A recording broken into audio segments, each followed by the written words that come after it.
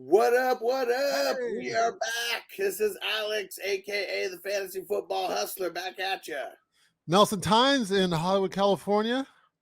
Hey, Bogard scot-free in parts unknown. And we are breaking down Varsity Blues, and this is act number 3.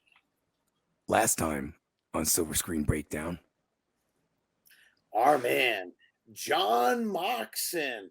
He takes the guys out on a strip club adventure. They get their first loss, but they have made it to where they are going up for another district championship. But Coach Bud Kilmer knows about Jon Moxon's academic scholarship, and he said, if you don't do things my way, your scholarship is gone.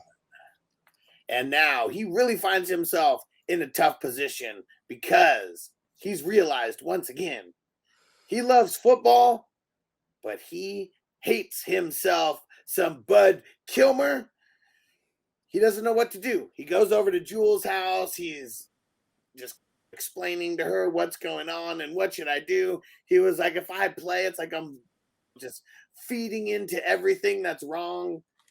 And it's so funny because, like, she does not give two shits about any of this football stuff. She was like, you want some cheese with that wine?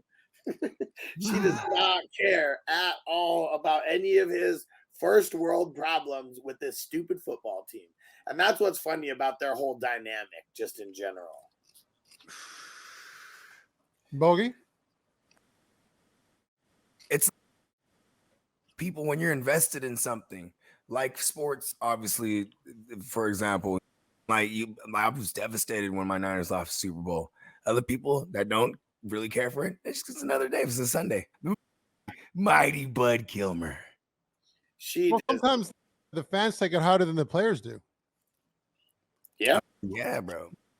I learned that when I was living with those pro athletes. They lose. Let's go drink. All right. Let's go. They get over it. They're still getting paid and making money. Hey, season's over. Yeah, we did shitty, but life goes on. It's business for them, right? Yeah. The difference. That's what it comes down to. And you hear that common. It's a common reoccurring thing with athletes that are like career guys. They get to a point where it's like, I want to have my life, live a life now. You know what I mean? Like, he's probably looking at it like, man, I don't want to. If I dedicate my life to this football, this is. Some people, they might just not have their heart in it. You know what I mean? And Mox seems like he never did. And a lot of those guys. Oh, sorry. Maybe when he was younger, but he even, like, when he's talking to Jules, he was like, yeah, I'm like, I love football when it's pure. He was like, but this isn't pure. Yeah, he tainted it. Bud Kilmer taints it. And it's like when you're like, man, from the outside looking in, and you're like, dude, you're playing for the best coach and this and that. You know what I mean? Like, oh, no, you don't know him, bro. Yeah. He's seen the behind the scenes shit of what's going on. Not everybody has. Mm-hmm. Because, then she just told him, go out there and be the hero. Just go out there and be the hero. And what's his response? Heroes win. What if I lose? Already not thinking like a winner. What if I lose? Then you're a loser. Realistically. I don't know, man. That's not Moxie. I'll tell you that much. I thought the casting was interesting of like how they cast the girls, especially because his girlfriend was cute, but she wasn't as good looking as the blonde one. Jules, is that her name? Jules? No, Jules is the brunette. Oh, the brunette. No, Darcy is the blonde. Oh, Darcy. And that's what's crazy because Amy Smart in other movies, she is usually playing a blonde, but in this one, she's the girl next door. She's not the love interest necessarily, or at least she's not the traditional love interest. How about that? Oh, okay, that was Amy Smart. Yeah, very young Amy Smart. I mean, she's still like over 18. Young. We saw her in The Butterfly Effect. That was another one. Oh, yeah. And she was the blonde in that movie as well. in didn't put every two together iteration. like that. Wow. All right, Amy. Go, Amy. Go. And so they go out there. This team, this Gilroy team, they said they're a 2A team, and since they dropped to 3A, they've been killing people and they've been hurting people.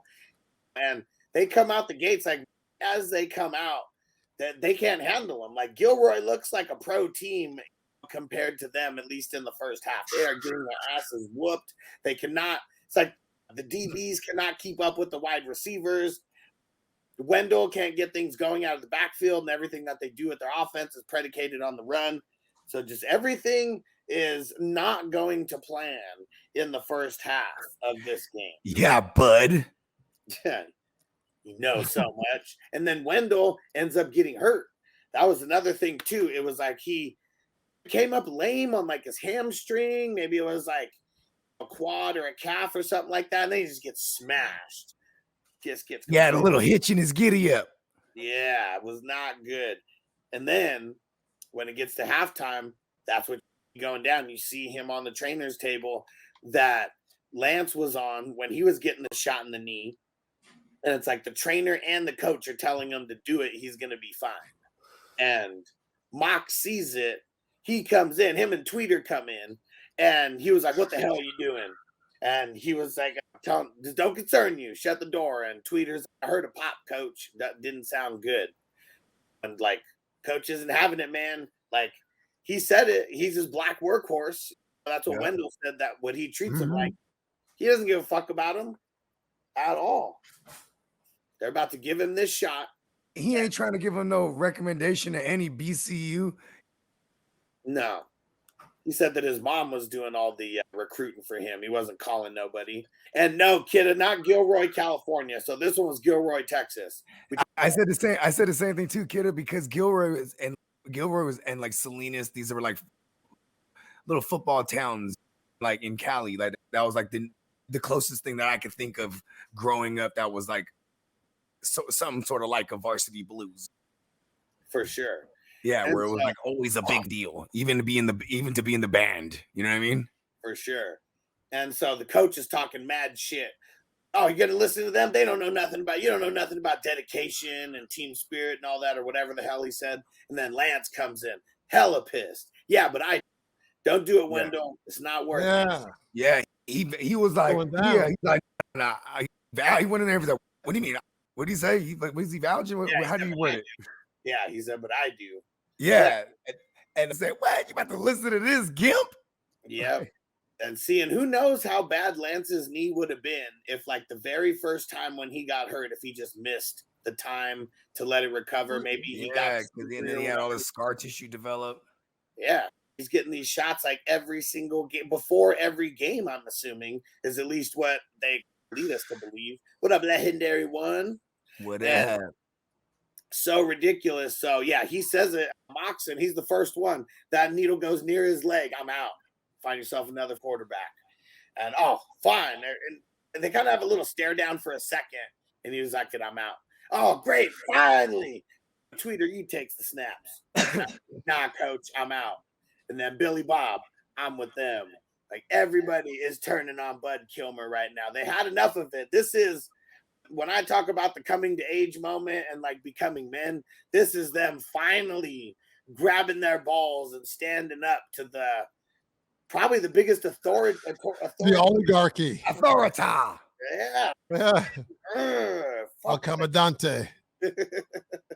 So what do you think about just that whole dynamic, Bogey, when everybody finally grabbed their balls and told Bud Kilmer how it's going to be? You know what I mean? They grabbed their balls, threw it over the shoulder. It was like, that's some big balls. You know what I mean? Respect. You know me, I be trying to, like when I watch movies, I don't know if I actually talked about this today. Like whenever I watch movies, and I always did this since I was a kid, I try to find a character and I'd be like, yeah, that's me in this movie. You know what I mean? You know what I'm saying? I didn't identify with not near one of them until that moment. I was like, okay, yeah. And who'd you identify with during all that? Who? Me or Bogey? Bogey. Oh, maybe you couldn't hear me. Oh, I thought you said Nelson. What was that? Oh, no, yeah. Who'd you identify with? You said that's what you were thinking. Oh, man. shit, Moxon, bro, because you got to be the leader. Right. He led those men right there. Moxon for sure. You know what I'm saying? That's what you're supposed to do. You're the quarterback, and he stood up for his guy. He didn't like the way he's like. He stood up for a lot. He embodied a lot of things right there. He stood up against racism. Yeah. Stood up against dictatorship, and he liberated his homies right there. He led those men. He was congruent and consistent in every step of the way, man. Yeah, he Every never step of the faltered, way. huh? You know what? He had moxie. See, where That's why he's called Moxon, right? Yeah, that's exactly what it is. where he up in this one was turning his back on the coach because he knew that the tables have already turned. Only way we're going out on that field is without you. But then he turns his back and Jon Voight rushes him, starts choking him out. I know. Right? He could have believed that he even did that. No, he like the coach was like, "What am I doing?" The look of shock on his face, and this mother. Yeah. That's all I see in like his face. This mother's really choking me right now.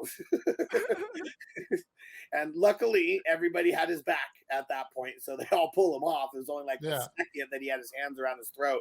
But man, that's how much of a crazy he is. He's insane. That kid. Oh, you know what? No. Okay, no, go ahead. I do identify with Moxon, but I see Jon Voight played that coach so well that I'm starting to feel for him a little bit.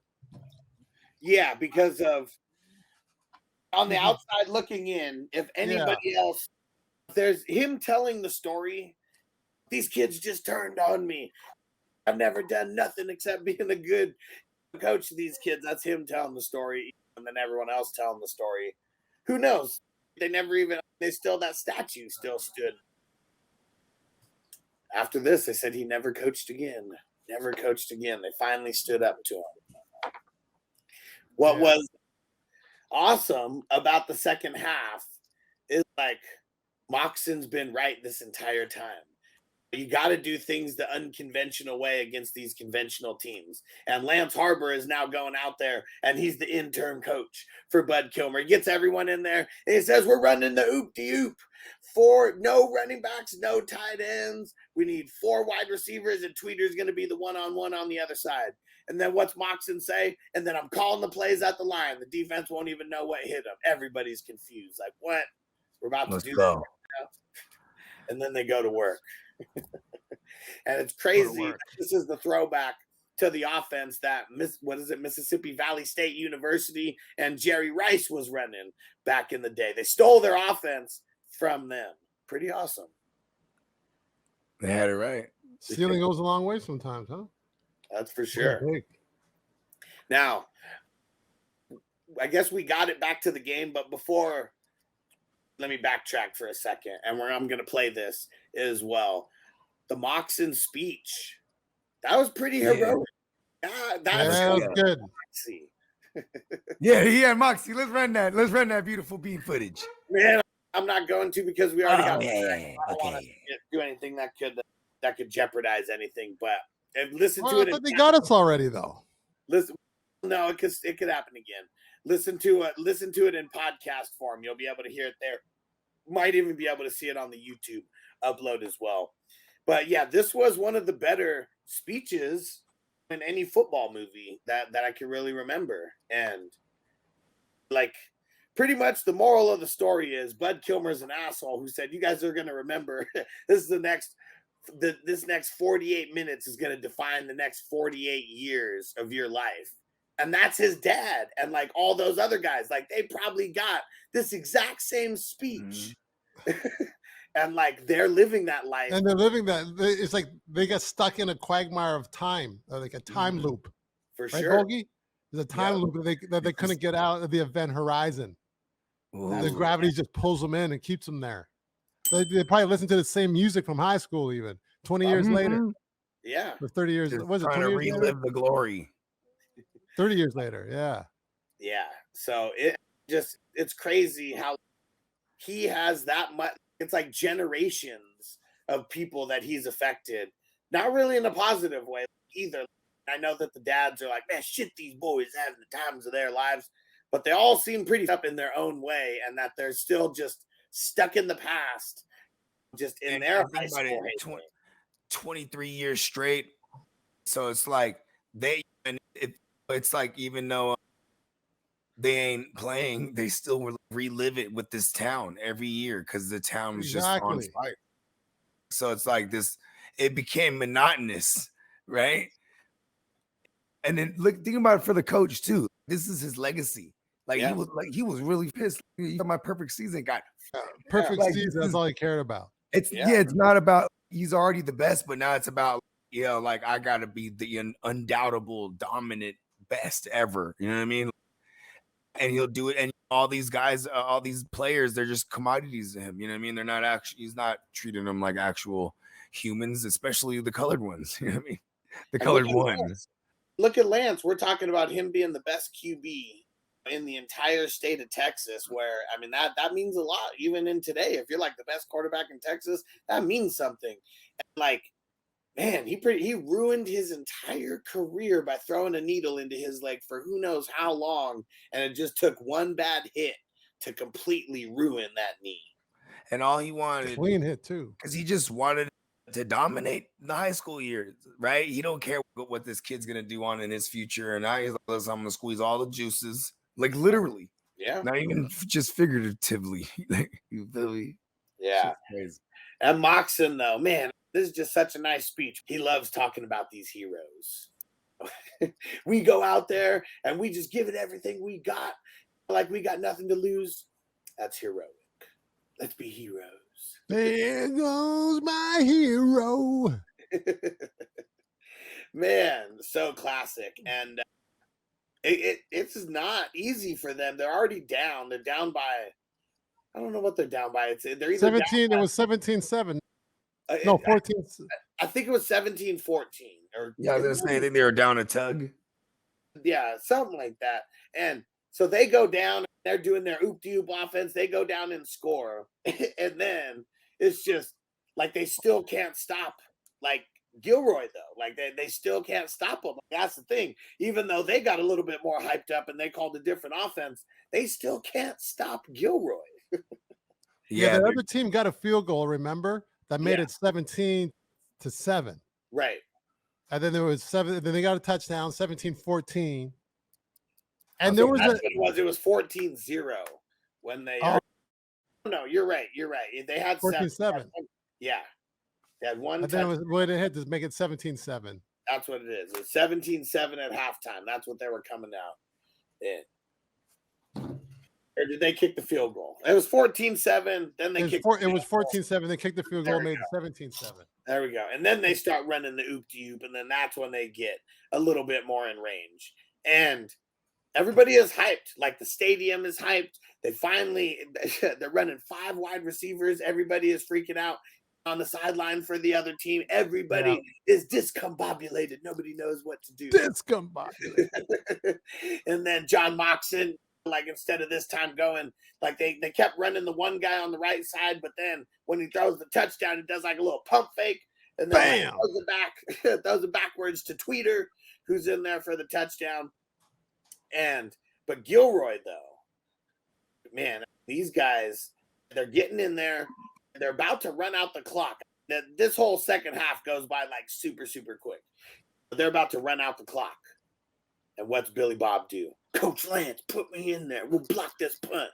And, oh, what? You want to play special teams now? Put me in there. We'll block it. Yeah, I like that. Man, this is just one of the thing that I like about this, just like with any given Sunday, how they slow it down. They pick the certain times to like really go into extra slow-mo. This was one of those times. You got the music in the background blaring. Billy Bob just like smashing 2 linemen, just getting him out of his way, and then hitting the last guy who's blocking. And then Tweeter gets in there, blocks the punt. And because it's high school football, there is no like returns or anything. You stop the punt, the clock stops, and everything just stops right on the dime. You get the ball right there. One sec. You said there's no returns on a block punt? In high school, yeah. If you block the punt, the play's dead and it just switches sides. Oh, did not know. Did not know. So they're still running their oop-de-oop. They're probably at midfield, like right now. And So he tells Tweeter, "You better get the hell out of bounds," and Tweeter does not. he runs the route. He does a good route, but he doesn't get close enough to the sideline to where he can get all the way out. They keep him inside. And Moxon, he does his classic clock play where he stops the clock by throwing the ball at the mascot of the other. Yeah. Knocks him down. Knocks him down. Knocks him off the horse. And then Lance, he knew what play to call. He knew the exact play to call. You see him doing the hook and ladder. The hook. I was about to say is the hook and whatchamacallit. Yeah, the hook and ladder. There you go. Yep. Like even we don't know, like even if you know nothing about football at all, you know what he's doing. They talk about the hook and ladder earlier that they're doing, and then throws the sign out there. Moxon is hyped because he knows this is one that could get it all the way in. Pause. And it's so funny because like Billy Bob, you don't think this play that I run down the field and act like I'm lost? So funny how he like describes it. And man, this was another one, man. This was one of those epic climax moments is the only way that I could describe this one. Oh, Ultra slow-mo, and everything just worked out. Things of glory. Everything worked out perfectly. It really did. Moxon throws it to Tweeter's right in the spot where as soon as he gets hit, he's able to throw the ball right to Billy Bob. And like when that ball is up in the air, waiting for Billy Bob to catch it, it seems like it's like 10 minutes. And he actually catches it. He could never catch it before. Finally catches it. And just right away, shucks the guy off with the stiff arm and breaks like 5 tackles and carries 4 guys to get in there. Billy Bob's the guy who got him all the way. He is the heart and soul of that team. And Billy Bob caps the game with the winning touchdown. I like that. It was fitting. For yes, sure. he does. It seemed like there was more going on with Billy Bob for the whole arc of the film than there was with Moxie. Because it's the father-son like dynamic between him and the coach and the rejection of this is like my dad, but I'll never be Lance either. And I'm talking about because nobody was Lance on that team. It was all about protecting this guy and then like he was just the punching bag. Yeah. Once everything went awry, he just started dumping it all on Billy Bob. You know what I mean? For sure. Yeah. It was good. And what do you think about the football play in this movie, Nelson? And it could be compared to the last ones that we saw or not. You know what? They're all like similar, really. They all really seem like that different. They all were slow-mo. Very dramatic. You get in, you don't know if he gets it until the last second that the ref puts his hands up. It was like that. So it was very dramatic, all of them. And I don't think there's any other way to shoot an ending like that, really. Yeah. That's going to really draw you in and compel you that way. Because it's almost predictable at the same time. It's warranted based on what you've been watching for the last 2 hours. Yeah. Like, what else could they do different? I don't know. It works. It's Hollywood, right? Oh, yeah. One thing, too, is I love the yak. You know what I mean? Yeah. He's So just what? the yards after the catch. I mean, like he had to fight for that shit. He had to, you know what I mean? And also, too, man, just watching this movie like now, it's crazy because man, rest in peace, Paul Walker, man. You know what I mean? And Billy Bob. And Billy Bob. He died in what, Billy Bob, 2016? 2016, yeah. Yeah, okay. And What, so 16? yeah. What? Yeah, What's I remember 16? that was fairly recent. Yeah. One of the reasons why the football looks so similar is because they have the same football coordinator for the movie.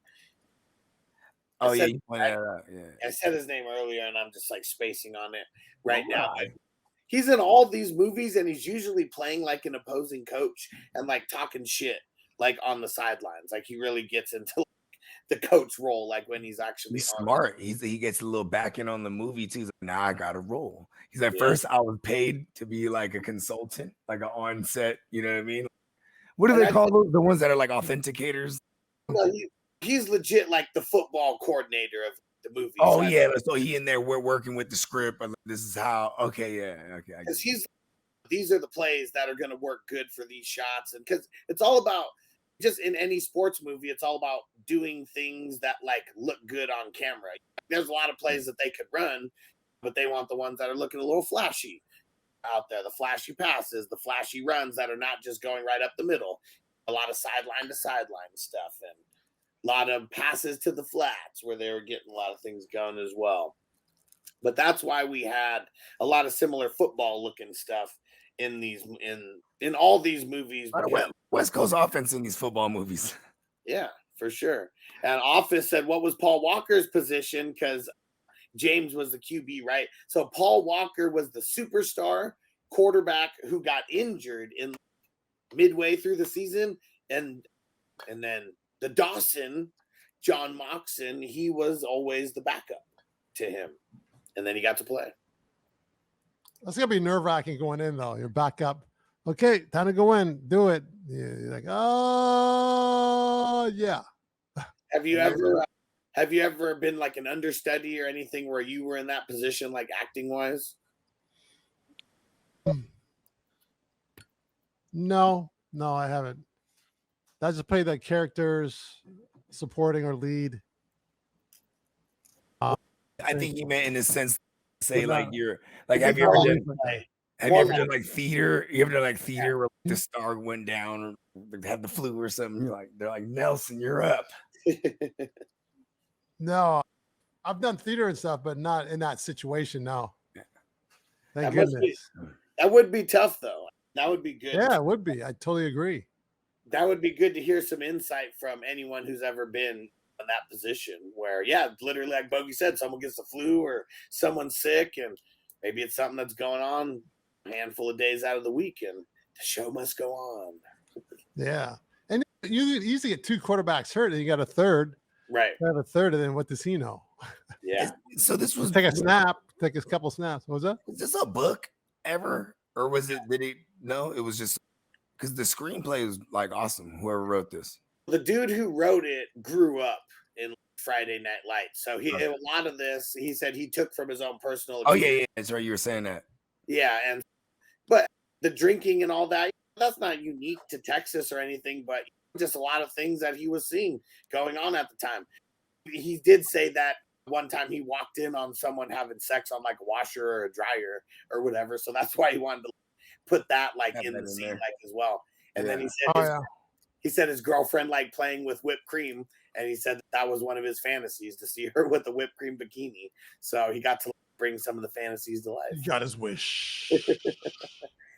But this one, man, this one was always one of my favorites. And Nelson, I'm glad that you picked up on that. It was by design where we did that Any Given Sunday, the professional serious one. Oh, yeah. Okay. The college comedy, and then the high school dramedy. It's like it was a mix of both of them because there was a lot of comedy mixed in, but there was a lot of serious stuff and a lot of crazy behind the scenes stuff. Are we doing Little Giants too? No. Well, actually, hold on. Let's see. The next ones that we're doing. I know we got another football one where we're going like back in time even more. It's not Little Giants. I looked at the list. Okay, yes. So there is Little Giants is in there. So Necessary Roughness. Oh, it is in there. Necessary Roughness. Next week, we're doing that for our man Stu. That was like his favorite just football movie that he always talked about. And if we were ever talking about movies or what's the best football movie, he would always be like, why is this one not on the list? Yeah. He would be appalled. Our man Stu. Yeah, rest in peace to Stu. And then we're doing Little Giants the week after that. And then on August 18th, we will be live in Vegas at the 420 Crew Mansion. And we're going to be down Vegas vacation. One thing that we're going to do, though, while we're there, it's going to be really dope. We're going to do a paid in full watch along with Nelson, who is actually in the movie. You guys do not. We are? Oh, yeah, we are in Vegas. We're not going to. That one, we're not going to record like a live podcast for that, but we're doing a watch along of that movie. Why not? Sure. Oh no, that's cool. I didn't know. I'm surprised here. Why not do a pod? Fuck it. And Derek's got a request. He's been talking about it for a few weeks now. Ever since your Seen and Paid in Full went viral all over social media. He's like, we got to get Nelson to say the line. Right now? No, in Vegas. Oh, in Vegas. I'll do it in Vegas, sure. Derek's on my jock, huh? Oh man. And Nick said, hell yeah, Nick's gonna be there on Saturday. We're gonna be doing all right, Nick. Yeah. Shout out to Nick. There hanging out. It's gonna be fun. And then after Vegas vacation, we're bringing it back to fantasy football. We're gonna be breaking down the league season number 2. We broke down season 1. I think it's been a couple months now since we broke that one down. All these seasons are pretty short. They're only like eight episodes or so, and they're like 30-minute episodes. And that's going to be a fun one to break down. And then right before the football season starts, the last football movie that we do, to do this one, we're going to need miles and miles of heart to break down the replacements. Hell yeah. Oh, is that Keanu Reeves? Yeah. Yeah. Gene Hackman. That one is a classic. Yeah. Yes, it is. I love Gene Hackman, bro. Great. The original Lex Luthor right there. For sure. Gene Hackman's one of the great, the greatest actors. There's still a lot of good football movies that we didn't even touch on. Like I said, I Remember the Titans was one. Friday Night Lights. Yeah. There's quite a few that's still unscathed. Yeah. And I feel like that's just going to leave us in the future because we're always going to have a football season coming up every year. So I think breaking down different football movies, it's just a fun thing to do. Yep. We get into the Halloween season, like October. We definitely got to do some scary movies. Yeah. I'm down to do a hockey movie, when hockey season's going to start, just to do it. Maybe a basketball movie when basketball season's about to start, just to keep a sports theme mixed in. Because you remember The Sixth Man? Love that movie. Love it. Actually, we should do a hockey movie. October 1st, I think, is the first season, and that's because Vegas is like the champions. Yeah. Oh, we should do a hockey to honor your own city. There we go. What's that one? The Stanley Cup. The Lord Stanley Cup is in Vegas right now, and Alex is sitting on it, not telling anybody about it. It is crazy because wow. How old is that team? 3 years old? I think it's a couple years older than that, but it's 2017. 1917. 2017. I looked it up. I didn't know that you guys had one until 2 or 3 months ago. I didn't know there was a team there. Hey, check this out. Was that the LA team moved there or something? No, it's an expansion team. It's okay. So it's a brand LA, new. and there's another team I think in Seattle or Winnipeg or something. That's crazy. Okay, they come. I don't know. Those one of those. I think Seattle has a team now too, right? Yeah, the Kraken. 6 years. Oh yeah. Okay.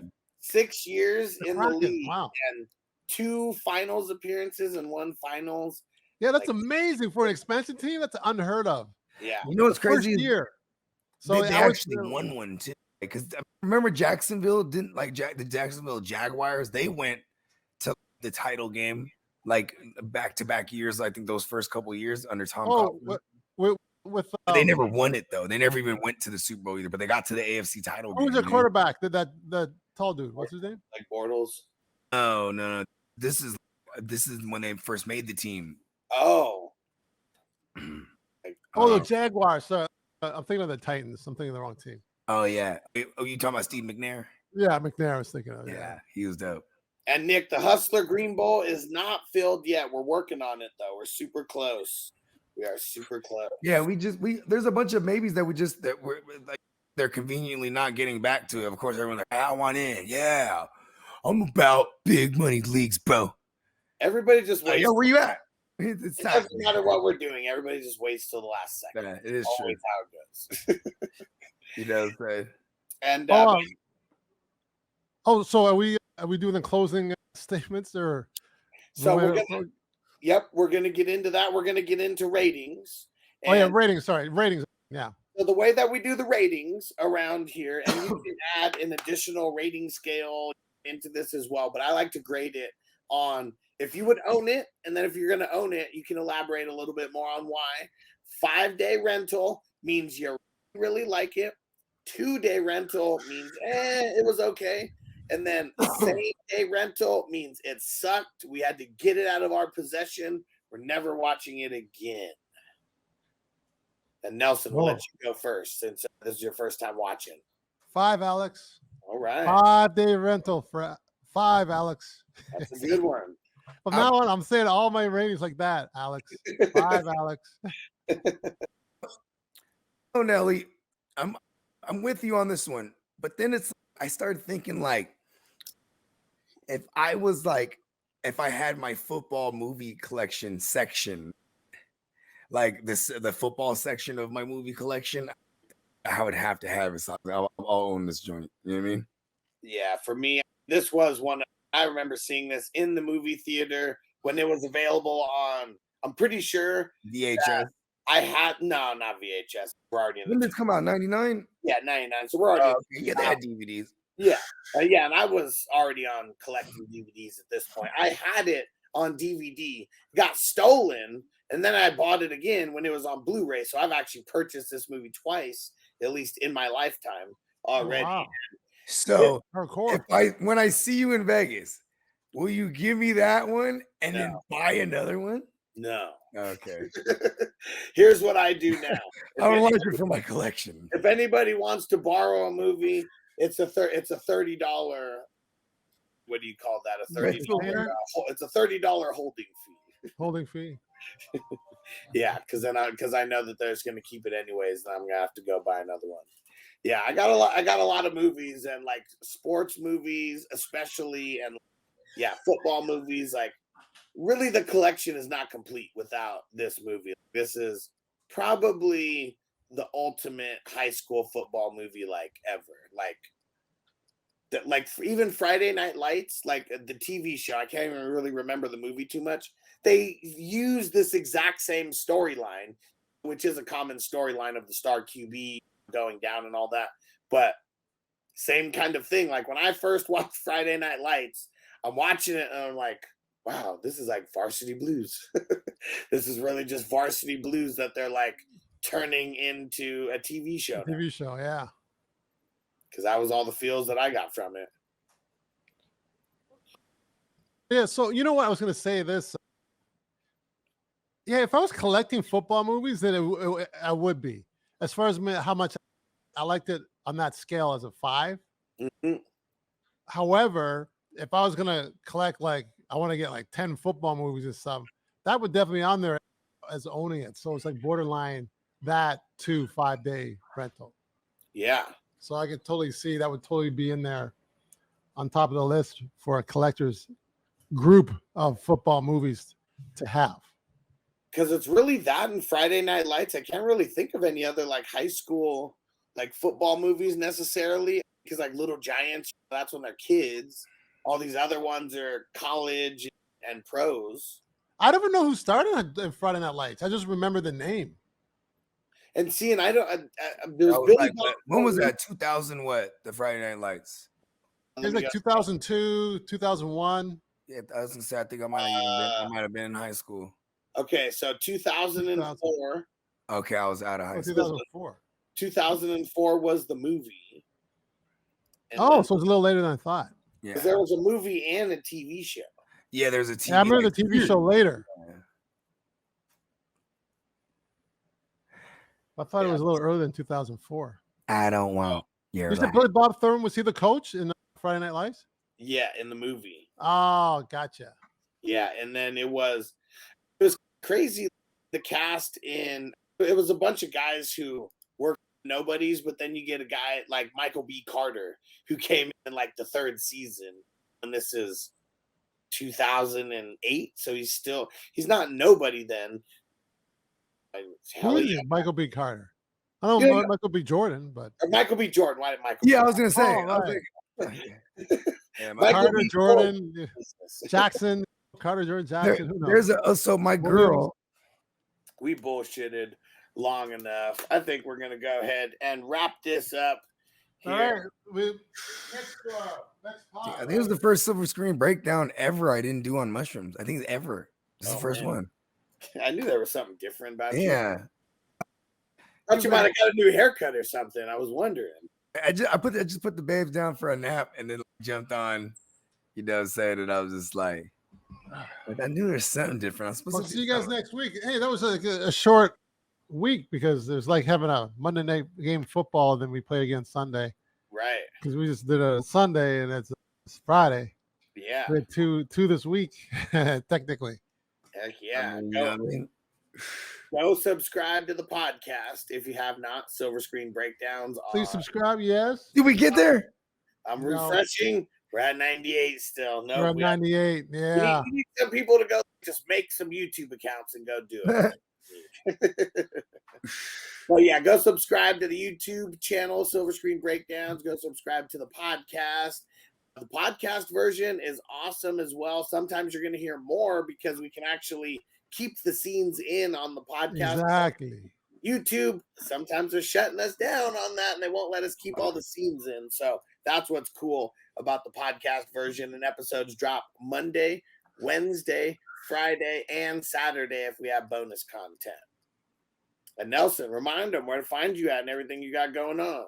I am delighted to remind everybody, Nelson Times, you can find me on YouTube. One of the actors that was in Paid in Full is known for the movie with Superman as well back in the day, a couple other episodic TV shows, Soul Food, and there's a couple others too on HBO.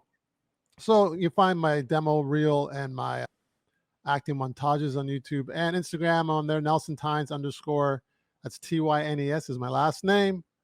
And follow me, I'll follow you back. Please subscribe what we're doing here with these two good, fine folks, Bogey and Alex. Yes. And remember, if you're looking to find me, let me remind you, the earth is my turf.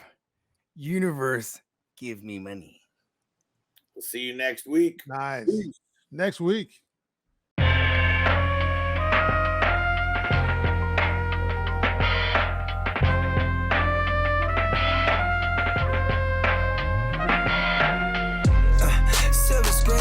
Picture shit. This ain't a dream, we really live this shit.